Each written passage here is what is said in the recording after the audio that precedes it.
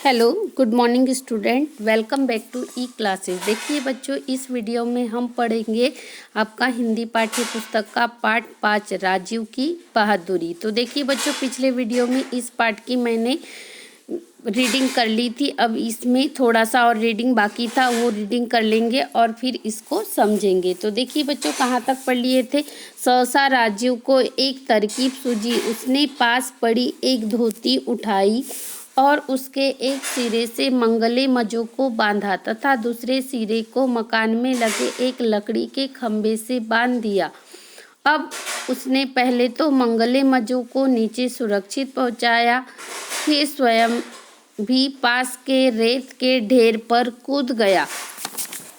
चूंकि इस कोशिश में राजीव काफी जल भी चुका था, इसीलिए रेत के ढेर पर गिरते ही बेहोश हो गया।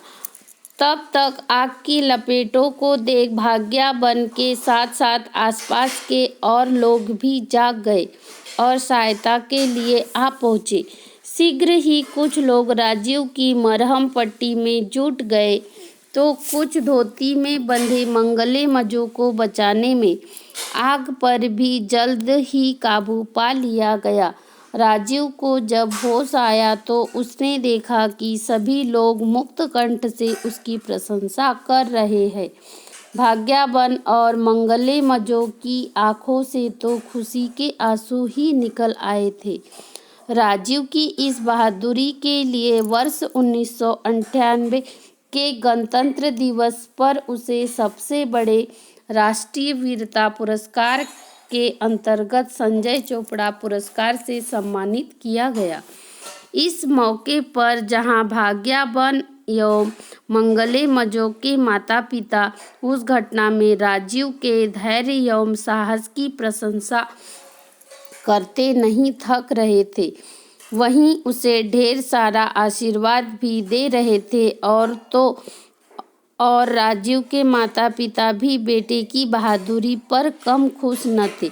तो देखिए बच्चों, इस वीडियो में हमने इस पाठ की अच्छे से रीडिंग कर ली है। अब देखिए बच्चों, इस पाठ को समझेंगे और आपको अच्छे से इसकी रीडिंग भी करना है और समझना है। तो देखिए बच्चों, पाठ क्या है। मणिपुर की राजधानी इम्फाल में रहने वाले राजीव शर्मा को घूमने फिरने का बहुत शौक था। तो देखिए बच्चों, मणिपुर की राजधानी क्या है, इम्फाल है। तो वहाँ पर कौन रहते थे, राजीव शर्मा, जिनको घूमने फिरने का बहुत शौक था। जब भी स्कूल में छुट्टियाँ होती, यानी स्कूल में छुट्टियाँ लगती कि नहीं आप लोगों को, वैसे उनको जब भी छुट्टियाँ मिलती थी तो वह अपने दोस्तों के साथ विभिन्न स्थानों की सैर करने निकलते। सैर का मतलब घूमने जाते थे। अर्धवार्षिक परीक्षाओं के बाद, यानी आपके हाफ ईयरली एग्ज़ाम होती कि नहीं, उसके बाद जाड़े की छुट्टी यानी ठंड की छुट्टियों में राजीव अपने मित्र भाग्याबन के घर रहने चला गया। देखिए बच्चों, यहाँ पर कौन जाता है, राजीव नाम का एक लड़का रहता है जिसको घूमने फिरने का बहुत शौक रहता है। तो वह क्या करता है, उसको जैसे ही अर्धवार्षिक परीक्षा होती है तो वह घूमने जाता है। कहाँ पर जाता है, अपने मित्र भाग्याबन के घर रहने चला जाता है। दोनों खूब घूमते फिरते हैं। एक दिन घूमते घूमते राजीव और भाग्याबन काफ़ी थक गए थे।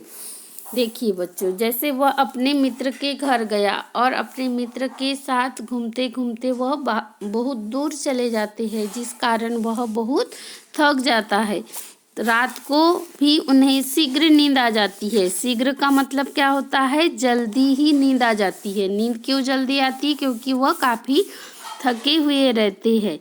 आधी रात के समय अचानक कमरे में धुआं भर जाने के कारण राजीव की नींद खुल जाती है। कब, आधी रात को जब सब सो जाते हैं तब अचानक क्या होता है, वो जिस कमरे में सोया रहता है उस कमरे में धुआं आने लगता है तो उसकी नींद खुल जाती है। उसने देखा कि कमरे का दरवाज़ा जो रसोई से जुड़ा हुआ था जल रहा है। कौन सा कमरा, जो रसोई से जुड़ा हुआ है, वो कैसा हो रहा है, जल रहा है।